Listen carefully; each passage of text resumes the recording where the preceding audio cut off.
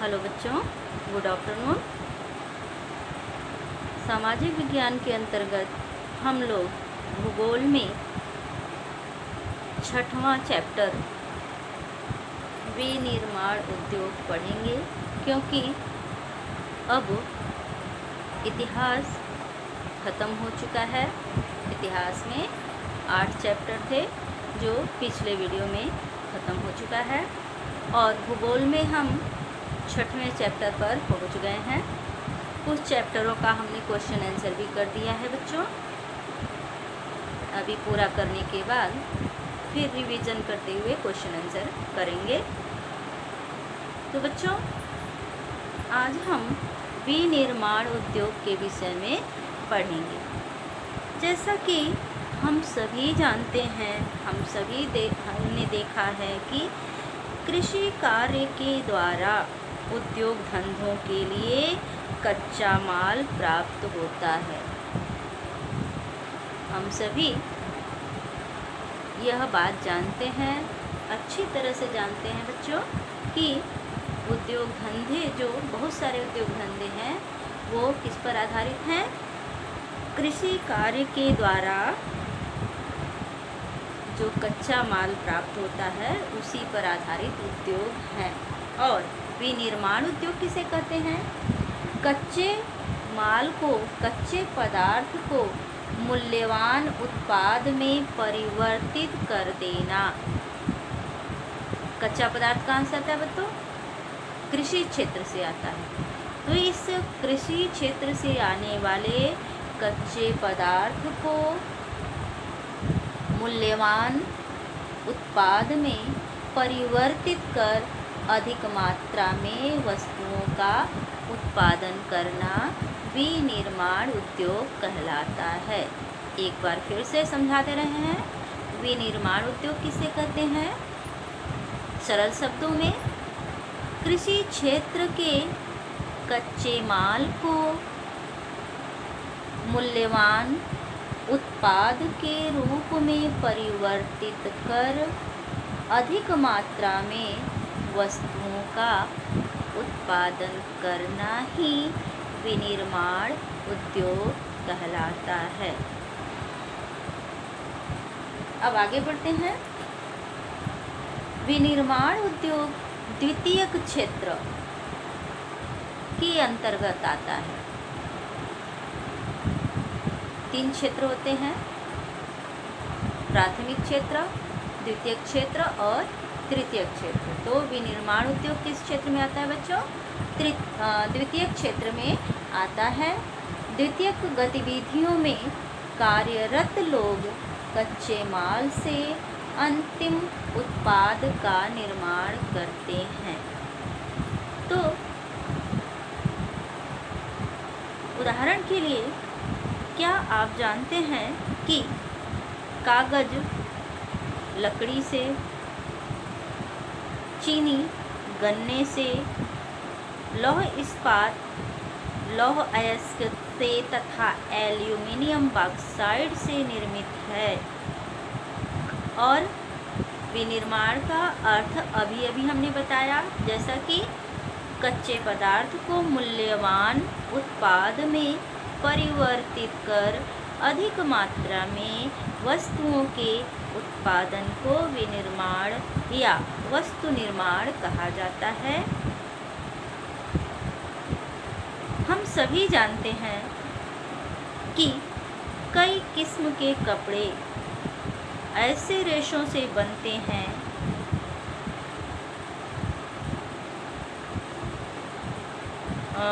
जो कृषि क्षेत्र से आते हैं, जैसे पटसन, रेशम के कीड़े भी कहाँ पाले जाते हैं?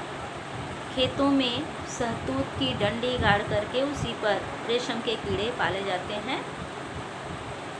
ये हम सभी ने देखा है, लगभग हमें उम्मीद है कि सभी ने देखा होगा। नहीं देखा होगा तो किताबों में आप लोगों ने पढ़ा होगा कि शहतूत के डंठल पर खेतों में क्यारियाँ बना करके शहतूत की डाली को छोटे छोटे टुकड़ों में काट करके उसी में इनके कोये को डाल दिया जाता है और कोया जो लार्वा मुंह से निकालता है उसी से रेशम बनता है। तो ये कृषि पर आधारित उद्योग है। इसी तरह से बहुत सारे उद्योग हैं, जैसा कि शुरू में हमने कहा चीनी उद्योग जो आप प्रतिदिन खाती हैं, चिप्स टॉफ़ी, बहुत सारे टॉफ़ियाँ भी बनती हैं, जैसे कोको फल से बनता है। और ये चिप्स है, पापड़ है, कुरकुरे है, ये सब चीज़ें जो विभिन्न प्रकार की पैकेट बंद चीज़ें आप खाती हैं, ये सब कृषि के कच्चे मालों से ही बनाई जाती हैं बच्चों, हम सभी जानते हैं। और ये द्वितीयक श्रेणी में आती हैं। द्वितीयक कार्यों में लगे व्यक्ति इन कच्चे मालों को परिष्कृत वस्तुओं में परिवर्तित करते हैं। और जैसे धातुओं से क्या बनता है, कार बन जाएगा, स्टील के बर्तन बनते हैं, स्टील की चादर बनती है यानी एल्युमिनियम, और ऐसे ही रेशों से कपड़ा बनता है। और कृषि क्षेत्र से आने वाले खाद्यान्न फसलों से बेकरी तथा पशु भी कृषि क्षेत्र के अंतर्गत आते हैं। हमने आपको कृषि चैप्टर के अंतर्गत बताया था। तो पेय पदार्थ यानी दुग्ध से बने हुए सामान संबंधी उद्योगों में लगे श्रमिक इसी वर्ग के अंतर्गत आते हैं, यानी द्वितीयक वर्ग के अंतर्गत आते हैं।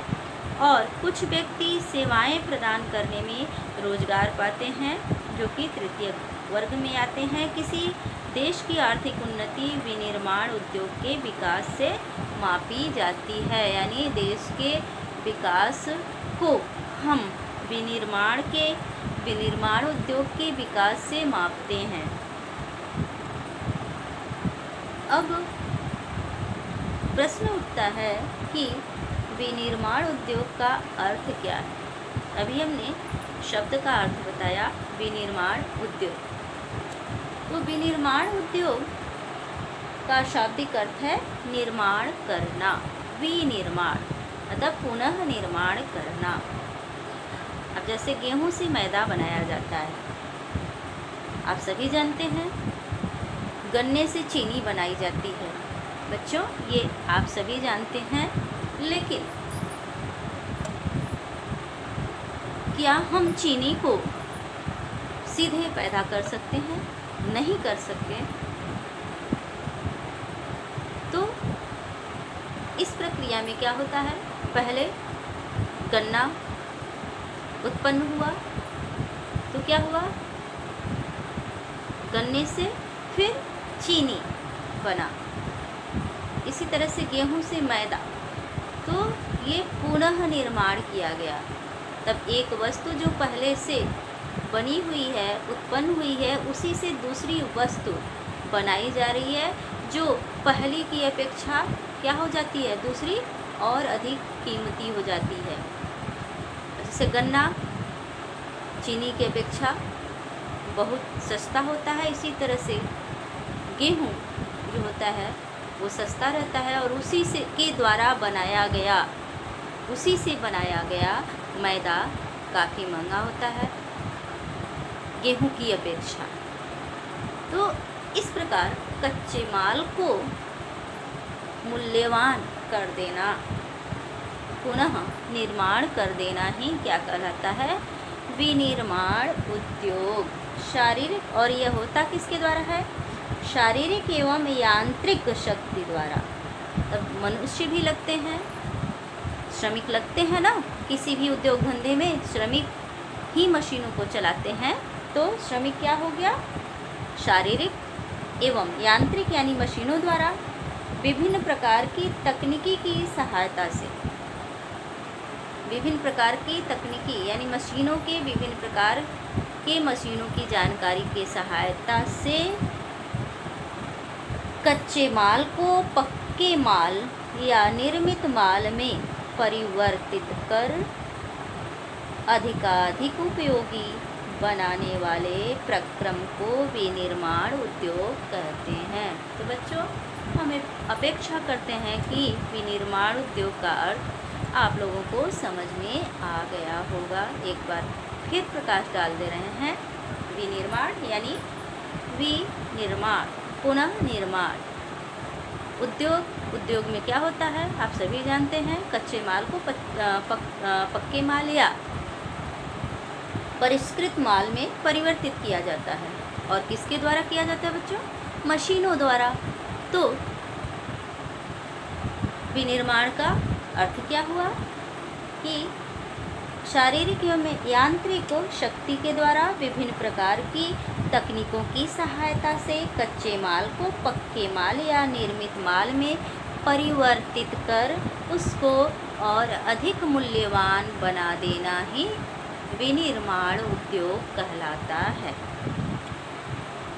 अब आइए हम देखते हैं कि इनका हमारे जीवन में क्या महत्व है।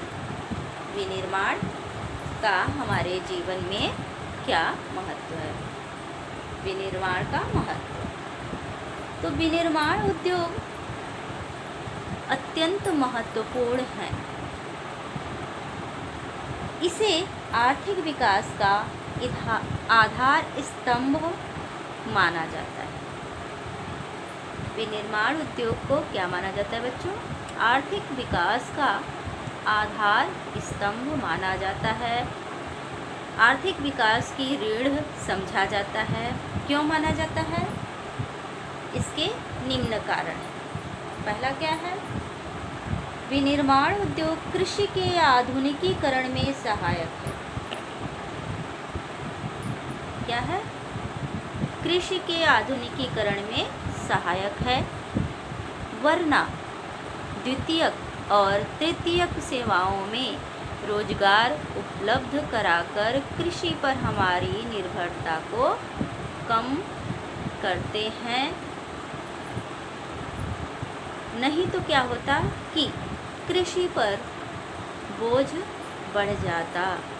तो विनिर्माण उद्योग न केवल कृषि के आधुनिकीकरण में सहायक हैं, बल्कि द्वितीयक और तृतीयक सेवाओं में रोजगार उपलब्ध कराकर कृषि पर हमारी निर्भरता को कम करते हैं। यानी जब उद्योग धंधे स्थापित हो गए, पहले भारत क्या विश्व के सभी लगभग सभी देश क्या थे? कृषि प्रधान हुआ करते थे।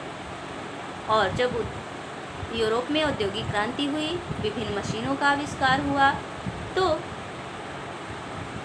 वहाँ के लोग जो कृषक थे वो उद्योग धंधे करने लगे। यानी कृषक आबादी औद्योगिक आबादी में परिवर्तित, औद्योगिक क्षेत्रों में औद्योगिक आबादी में परिवर्तित होती चली गई। और फिर यूरोप का पश्चिम का जब पूर्व के साथ मिश्रण हुआ, तो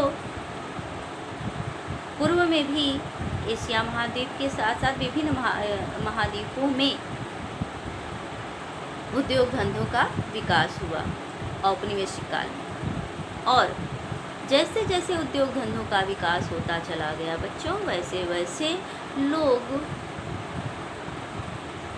कृषि कार्य से विरत होते चले गए और उद्योग धंधों में लगते चले गए, जिससे स्पष्ट होता है कि कृषि क्षेत्र का बोझ कम हुआ और द्वितीयक एवं तृतीयक सेवाओं में रोजगार के अवसर उपलब्ध हो गए। द्वितीयक क्षेत्र अभी हमने बताया, द्वितीयक क्षेत्र में क्या आता है? जैसे प्राथमिक क्षेत्र क्या है? कृषि है।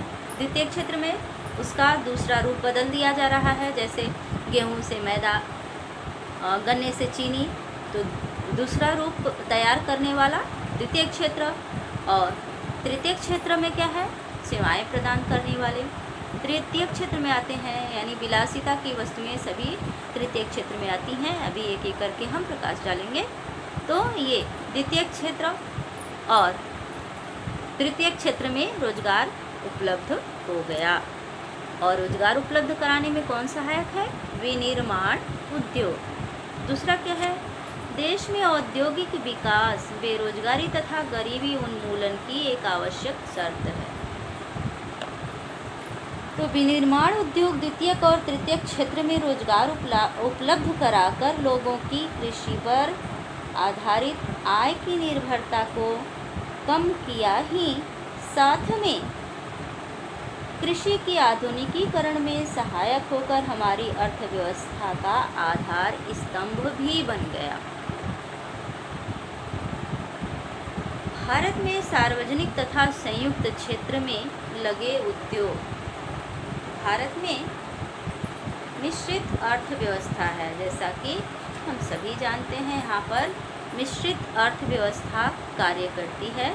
तो सार्वजनिक और संयुक्त दोनों क्षेत्र में जो उद्योग धंधे लगे हुए हैं, इसी विचार पर आधारित हैं। किस विचार पर? विनिर्माण। जनजातीय तथा पिछड़े क्षेत्रों में उद्योगों की स्थापना का उद्देश्य भी क्षेत्रीय विषमताओं को, असमानताओं को दूर करना था। तो विनिर्माण उद्योग क्षेत्रीय विषमताओं को भी दूर करने में सहायक है। तीसरा महत्व क्या है कि निर्मित वस्तुओं का निर्माण वाणिज्य व्यापार को बढ़ावा देता है। क्या करता है बच्चों? विनिर्माण उद्योग वाणिज्य और व्यापार को बढ़ावा देता है। औद्योगिक विकास को बढ़ावा देकर क्या करता है? वाणिज्य और व्यापार को बढ़ावा देता है, जिससे अपेक्षित विदेशी मुद्रा की प्राप्ति होती है। क्यों? क्योंकि अधिक मात्रा में वस्तुएं उत्पन्न होती हैं और इसको निर्यात करने पर, विदेशों में जब वस्तुएं निर्यात की जाती हैं तो विदेशी मुद्रा की प्राप्ति होती है, जो कि विनिर्माण से ही संभव हुआ। अगला टॉपिक हमारा, वे देश ही विकसित हैं जो कच्चे माल को विभिन्न तथा अधिक मूल्यवान तैयार माल में विनिर्मित करते हैं। भारत का विकास विविध व शीघ्र औद्योगिक विकास में निहित है, क्योंकि हमारे देश में लगभग समस्त कच्चे माल, चाहे वो कृषि क्षेत्र से हो चाहे खनन क्षेत्र से हो, उपलब्ध हैं। अगर भारत कच्चे माल का उपयोग अधिक से अधिक मात्रा में करने लगे तो भारत का औद्योगिक विकास अतिशीघ्र संभव है और भारत का विकास विविध व शीघ्र औद्योगिक विकास में निहित है। तो इसलिए ये सारी चीज़ें विनिर्माण के द्वारा संभव है। इसलिए हम कह सकते हैं कि विनिर्माण का हमारे जीवन में अत्यधिक महत्व है। औद्योगिक विकास बेरोजगारी और निर्धनता को दूर करने में भी सहायक है। यानी विनिर्माण द्वारा बेरोजगारी और निर्धनता को भी दूर किया जा सकता है। इसका उद्देश्य पिछड़े क्षेत्रों में उद्योगों की स्थापना करके क्षेत्रीय असमानताओं को दूर करना भी है। और इस प्रकार हम देखते हैं कि विनिर्माण द्वारा कृषि का आधुनिकीकरण, बेरोजगारी दूर करना, गरीबी का उन्मूलन करना, गरीबी दूर करना, क्षेत्रीय विषमताओं को दूर करना और व्यापार एवं वाणिज्य को प्रश्रय देना, साथ ही भारत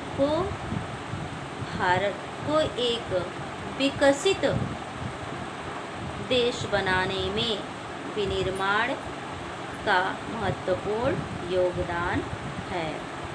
तो कृषि तथा उद्योग क्या है? एक दूसरे के पूरक हैं। पूरक यानी एक के बिना दूसरा अधूरा है। भारत में कृषि पर आधारित उद्योगों ने कृषि पैदावार बढ़ोतरी को प्रोत्साहन किया है। ये उद्योग जो हैं कच्चे माल के लिए कृषि पर निर्भर हैं तथा इनके द्वारा निर्मित उत्पाद जैसे उर्वरक, कीटनाशक दवाएं, सिंचाई के लिए पंप, प्लास्टिक पाइप, मशीनें व कृषि औजार आदि पर किसान निर्भर हैं। तो ये औजार कहाँ बनाए जाते हैं? उद्योग क्षेत्र से कृषि क्षेत्र के लिए तैयार किए जाते हैं। और उद्योग क्षेत्र में कच्चे माल कहाँ से जाते हैं बच्चों? कृषि क्षेत्र से जाते हैं। तो इस प्रकार हम देखते हैं कि कृषि और उद्योग एक दूसरे के पूरक क्षेत्र हैं। इसलिए विनिर्माण उद्योग के विकास तथा प्रतिस्पर्धा से न केवल कृषि उत्पादन को बढ़ावा मिला है, अपितु उत्पादन प्रक्रिया भी सक्षम हुई है। तो बच्चों, दोनों कृषि और उद्योग एक दूसरे के पूरक हैं, एक दूसरे को बढ़ाने में सहयोग करते हैं। इसीलिए दोनों एक दूसरे के लिए अच्छे से अच्छे उत्पादन में लगे रहते हैं। अधिक से अधिक उत्पादन हो, अच्छा उत्पादन हो। दोनों क्षेत्र एक दूसरे के विकास के लिए कार्यरत रहते हैं। जैसे विभिन्न प्रकार के उर्वरकों को बनाकर किसानों को उद्योगपतियों द्वारा दिया गया, ताकि वे उर्वरकों का खेतों में छिड़काव कर अधिक से अधिक उत्पादन करें। और अधिक से अधिक उत्पादन होगा तो क्या होगा? कृषि उपज बाजार में बिकेगी और उससे फिर औद्योगिक उत्पादन होगा। तो इस प्रकार दोनों क्या है? एक दूसरे पर आश्रित हैं और एक दूसरे की गुणवत्ता को समझने के लिए एक दूसरे को महत्व देते हैं। हमारी वस्तुएं अंतर्राष्ट्रीय स्तर की हों, तभी हम अंतर्राष्ट्रीय बाजार में प्रतिस्पर्धा कर पाएंगे। आज वैश्वीकरण के युग में हमारे उद्योगों को अधिक प्रतिस्पर्धा तथा सक्षम होने की आवश्यकता है। केवल आत्मनिर्भर ही काफ़ी नहीं है। मतलब विश्व स्तर पर, वैश्वीकरण का मतलब क्या है? विश्व स्तर पर बाजार में समानता होना, किसी भी क्षेत्र में समानता होना वैश्वीकरण कहलाता है। तो बच्चों, मिलकर के विश्व स्तर पर कार्य करना वैश्वीकरण कहलाता है। तो भारत कृषि या उद्योग क्षेत्र में कब प्रतिस्पर्धा कर पाएगा? प्रतिस्पर्धा करने में कब सक्षम होगा? भारत ही नहीं, कोई भी देश अंतर्राष्ट्रीय बाजार में किसी भी क्षेत्र में प्रतिस्पर्धा में तभी टिक सकता है जब उसके द्वारा बनाया गया माल उच्च कोटि का हो। उत्पन्न की जाने वाली वस्तु उच्च कोटि की हो। जो निर्यात की जा रही है वस्तु, वह भी उच्च कोटि की होनी चाहिए, अन्यथा वह अंतर्राष्ट्रीय बाजार की प्रतिस्पर्धा से बाहर हो जाएगा। केवल आत्मनिर्भर होने से देश का विकास नहीं होता है, बल्कि आत्मनिर्भर होने के साथ साथ अन्य लोगों को भी आत्मनिर्भर बनाने में योगदान देने से ही देश का विकास, समाज का विकास होता है। अगला टॉपिक हमारा है राष्ट्रीय अर्थव्यवस्था में उद्योगों का योगदान। तो बच्चों, पिछले 20 वर्षों से विनिर्माण क्षेत्र का सकल घरेलू उत्पाद अर्थात ग्रॉस डोमेस्टिक प्रोडक्ट, सकल घरेलू उत्पाद को इंग्लिश में कहा जाता है ग्रॉस डोमेस्टिक प्रोडक्ट, जिसे शॉर्टकट जीडीपी बोला जाता है। आप लोग न्यूज़ में सुनते होंगे कि भारत की जीडीपी इतनी है, इस देश की जीडीपी इतनी है। हिंदी में सकल घरेलू उत्पाद कहा जाता है और अंग्रेजी में ग्रॉस डोमेस्टिक प्रोडक्ट कहा जाता है। तो सकल घरेलू उत्पाद में योगदान 17% रहा है। पूर्वी एशियाई अर्थव्यवस्थाओं में विनिर्माण क्षेत्र का सकल घरेलू उत्पाद में योगदान 25 से 35% रहता है, जिसकी अपेक्षा हमारे देश में यह बहुत कम है। कितना है हमारे देश में? मात्र 17% है। और जैसा कि अभी हमने देखा कि पूर्वी एशियाई देशों में यह परसेंट कितना है? 25 से 35%। तो हम अभी इस क्षेत्र में बहुत पीछे हैं।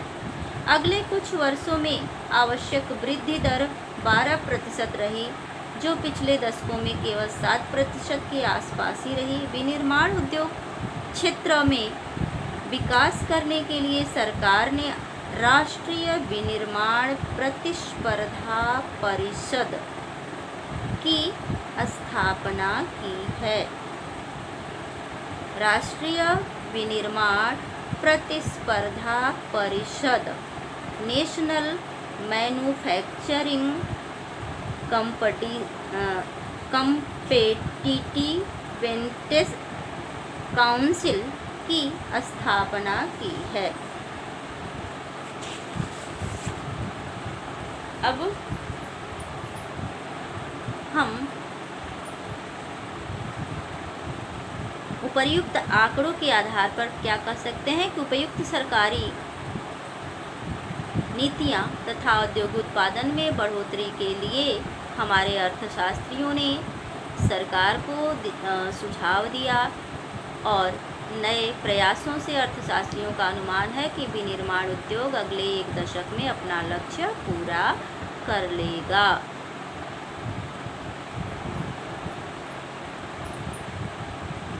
औद्योगिक अवस्थिति। अब हमारा अगला टॉपिक है औद्योगिक अवस्थिति। किसी कारखाने की अवस्थिति सरकार की नीतियों, कच्चे माल की उपलब्धता, श्रम पूंजी, शक्ति के साधन और बाजार की सुविधाओं से प्रभावित होती है। तो बच्चों, औद्योगिक अवस्थिति मतलब उद्योग धंधों की स्थापना किस क्षेत्र में है, कैसा परिवेश है। उद्योगों की स्थापना स्वभावतः क्या होता है? जटिल है। इसकी स्थापना कच्चे माल की उपलब्धता, यानी जिस क्षेत्र में कच्चा माल आसानी से उपलब्ध हो, श्रमिक आसानी से उपलब्ध हो, पूंजी मिल जाए, शक्ति के साधन तथा बाजार आदि की उपलब्धता से प्रभावित होता है। औद्योगिक अवस्थिति किससे प्रभावित होता है बच्चों? कच्चे माल की उपलब्धता से, श्रमिकों की उपलब्धता से, पूंजी और शक्ति के साधन तथा बाजार की उपलब्धता से प्रभावित होता है। जैसे उदाहरण के लिए अहमदाबाद, मुंबई औद्योगिक हब बन गए हैं। क्यों? सूती वस्त्र के, क्योंकि यहाँ पर कपास, सूती वस्त्र के लिए कच्चा माल जो प्रयुक्त किया जाता है कपास आसानी से उपलब्ध हो जाता है। साथ ही श्रमिक भी आसानी से मिल जाते हैं, और पूंजी तथा शक्ति के साधन और बाजार, ये सभी इन महानगरों में आसानी से उपलब्ध हो जाते हैं। इसीलिए ये महानगर औद्योगिक हब बने हुए हैं। इन सभी कारकों का एक स्थान पर पाया जाना लगभग असंभव होता है। फिर भी क्या होता है कि जैसे पूंजी की कमी रहेगी तो उसका प्रयास किया जाएगा, और जनता से शेयर्स लिए जाएंगे, जनता के बीच में शेयर्स बेचे जाएंगे और पूंजी इकट्ठा की जाएगी। तो इस तरह से उद्योग धंधे जो हैं वो स्थापित किए जाते हैं, और इसके फलस्वरूप विनिर्माण उद्योग की स्थापना के लिए वही स्थान उपयुक्त होता है जहां ये कारक उपलब्ध हो, अथवा जहां इन्हें कम कीमत पर उपलब्ध कराया जा सकता है। जैसे लौह इस्पात उद्योग। अगर हम लौह इस्पात उद्योग बनारस में स्थापित करें, बनारस का उदाहरण हमने इसलिए उठाया क्योंकि हम लोग बनारस में हैं, और आपने कहीं देखा है लौह इस्पात की खान यहाँ पर दिखाई पड़ती है? नहीं दिखाई पड़ती ना। तो लौह इस्पात के लिए कच्चा माल क्या होगा, दूसरे प्रदेश से आयात करना होगा, तो लागत अधिक आएगी। और जहाँ खान होगी, खदान होगी, अगर उसके बगल में, उसके आसपास यह उद्योग धंधा लगाया जाए तो लागत कम आएगी। तो जैसे Tata iron and steel company, जो भारत की सबसे बड़ी लौह इस्पात कंपनी है, वह कहाँ स्थापित है? झारखंड में। क्यों? क्योंकि बच्चों, झारखंड लोहा उत्पादन में भारत का अग्रणी राज्य है, यानी कि लौह इस्पात उद्योग के लिए कच्चा माल यहाँ आसानी से उपलब्ध हो जाता है, इसीलिए यहाँ पर सबसे बड़ी कंपनी स्थापित की गई है। ऐसे ही उड़ीसा में है, बोकारो में, जबलपुर में है। तो ये जो कंपनियां हैं ऐसी जगह लगाई गई हैं जहां से कच्चे माल आसानी से उपलब्ध हो जाए। तो उद्योग धंधों के लिए कच्चे माल की प्राप्ति का क्षेत्र देखा जाता है लगाने के पहले कि कहाँ से कच्चे माल आसानी से उपलब्ध हो सकते हैं। तो औद्योगिक प्रक्रिया के प्रारंभ होने के साथ साथ फिर क्या होता है कि विनिर्माण उद्योग की स्थापना के लिए वही स्थान उपयुक्त है जहां ये कारक उपलब्ध हो अथवा जहां इन्हें कम कीमत पर उपलब्ध कराया जा सकता है। औद्योगिक प्रक्रिया के प्रारंभ होने के साथ साथ नगरीकरण प्रारंभ होता है। तो जहां उद्योग धंधे लग जाते हैं तो उसमें उद्योग धंधों में क्या होता है कि जब माल का उत्पादन होगा बच्चों, आप कल्पना कर सकते हैं, तो उसके लिए क्या चाहिए? बाज़ार चाहिए बिकने के लिए। और बाज़ार में माल पहुंचने के लिए सबसे पहले सड़क होना चाहिए। तो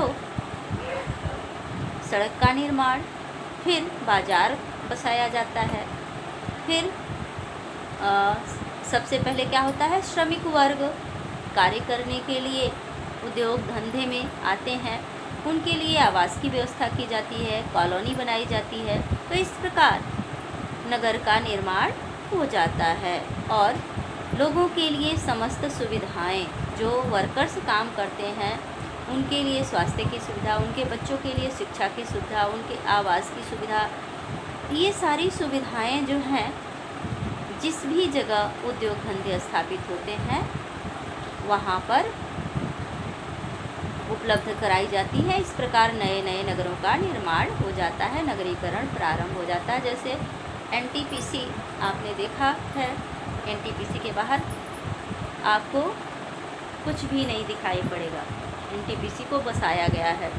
अब यहाँ पर क्या उच्च कोटि का मार्केट दिखेगा, चमचमाती चौड़ी चौड़ी सड़कें दिखाई पड़ेंगी, बड़े बड़े भवन दिखाई पड़ेंगे, लेकिन उसके बाहर आप निकलेंगे तो आपको दूर दूर तक आवास भी नहीं नज़र आते हैं। तो बच्चों, ऐसे तब उद्योगों के साथ साथ क्या होता है? नगर बसाया जाता है, तो नगरीकरण प्रारंभ हो जाता है। कभी कभी उद्योग शहरों में या उनके निकट लगाए जाते हैं। ऐसा नहीं है कि हमेशा उद्योग वीरान जगह में ही लगाए जाते हों, शहरों के आसपास भी लगाए जाते हैं। जैसे छोटे मोटे जो उद्योग हैं वो शहर में भी लगाए जाते हैं। इस प्रकार औद्योगिकरण, जो कि जनता पर विशेष दुष्प्रभाव जिनके द्वारा न पड़े, वो शहर में लगाए जाते हैं, उनके निकट लगाए जाते हैं। इन प्रकार औद्योगिकरण तथा नगरीकरण साथ साथ चलते हैं। नगर उद्योगों को बाजार तथा सेवाएं, जैसे नगरों में कौन कौन सी सेवा होती है? बैंकिंग, बीमा, परिवहन, श्रमिक तथा वित्तीय सलाह आदि उपलब्ध कराते हैं। नगर केंद्रों द्वारा दी गई सुविधाओं से लाभान्वित कई बार बहुत से उद्योग नगरों के आसपास ही केंद्रित हो जाते हैं, जिससे समूहन बचत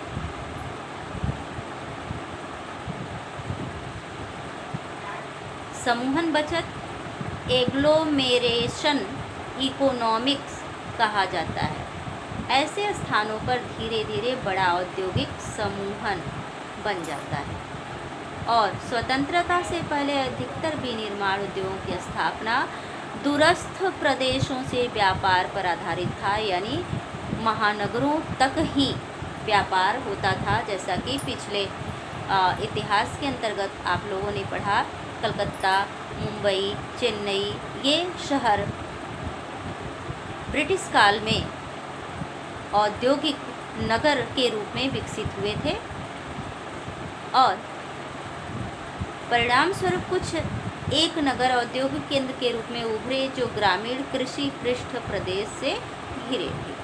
तो बाद में स्वतंत्रता के पश्चात कई ऐसे नगरों का विकास हुआ जो ग्रामीण क्षेत्र से, कृषि क्षेत्र से घिरे हुए थे।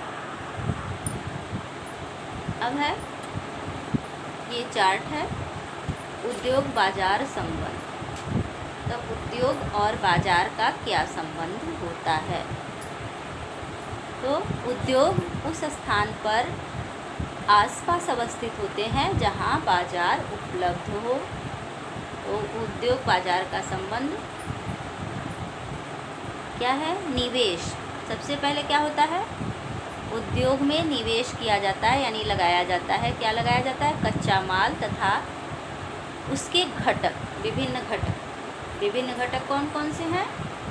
भूमि, पूंजी, श्रम, संगठन और उद्यम। भूमि, श्रम, पूंजी, उद्यमी और संरचना मतलब संगठन होता है। भूमि, पूंजी, श्रम, संगठन और उद्यम, ये किसी भी उद्योग के 5 घटक होते हैं। तो ये जो निवेश करते हैं कौन होता है? कच्चा माल निवेश किया जाता है और ये 5 घटक अपना जो उनका लगात होता है उसको लगाते हैं। फिर क्या होता है? लगाने के बाद परिवहन, सड़क का निर्माण किया जाता है। फिर कारखाना, परिवहन कहाँ लेके जाता है इन लोगों को? ये लोग पहले क्या करते हैं? पैसा लगाते हैं। भूमिपति भूमि देता है, श्रमिक श्रम देता है, पूंजीपति पूंजी लगाता है, उद्यमी कौन सा उद्योग धंधा स्थापित करेगा, ये इन सभी को इकट्ठा करता है। और फिर साहसी या संगठन करता या अवसंरचना क्या करता है कि जोखिम उठाता है और सभी को मिला करके उद्योग धंधा शुरू कर देता है। इसके बाद सभी के लिए क्या आवश्यक हो जाता है? परिवहन का साधन मतलब रास्ता। फिर ये सभी परिवहन के साधनों द्वारा कहाँ पहुँचते हैं? कारखाना स्थापित हो गया। पहले रास्ता बनता है ना, भूमि लेते हैं तो वहाँ जाने के लिए क्या चाहिए? रास्ता चाहिए कि नहीं चाहिए? तो रास्ता बना, रास्ते से फिर कारखाने में पहुँचे। अब कारखाने से क्या हुआ? तैयार माल यानी माल उत्पन्न हो गया। और माल उत्पन्न हुआ तो फिर क्या चाहिए? फिर परिवहन के साधनों की आवश्यकता पड़ी माल को बेचने के लिए। और फिर परिवहन के साधनों द्वारा माल कहाँ पहुँच गया? बाज़ार में पहुँच गया। और फिर बाज़ार में माल बिकने के बाद क्या मिलता है बच्चों? पूंजी आती है। और फिर पूंजी किसके पास जाती है? ये उत्पादन के जो घटक हैं इनके पास, जिसने किसी भी उद्योग धंधे में निवेश किया है उसके पास ये पूंजी पहुंच जाती है। यानी कि साहसी के पास, जो कि जोखिम उठा करके उद्योग धंधा स्थापित करता है। जोखिम कैसा बच्चों? हानि और लाभ का जोखिम कौन उठाता है? एक उद्योगपति उठाता है, जिसे साहसी या उद्यमी, कहीं कहीं पर उद्यमी और साहसी एक ही होता है, कहीं कहीं पर दोनों अलग होते हैं। जैसे डायरेक्टर और प्रोड्यूसर होते हैं, कहीं कहीं केवल डायरेक्टर ही होता है। जैसे विद्यालय क्षेत्र ले लें तो मैनेजर और डायरेक्टर एक ही पद पर होता है। तो ऐसे बहुत सारे क्षेत्र हैं जिसमें उद्यमी और साहसी दोनों एक ही होते हैं, और बहुत सारे क्षेत्र हैं जिसमें कि उद्यमी अलग होता है और साहसी अलग होता है। तो ये पांचों मिल करके किसी भी उद्योग धंधे को स्थापित करते हैं और जोखिम उठाते हैं।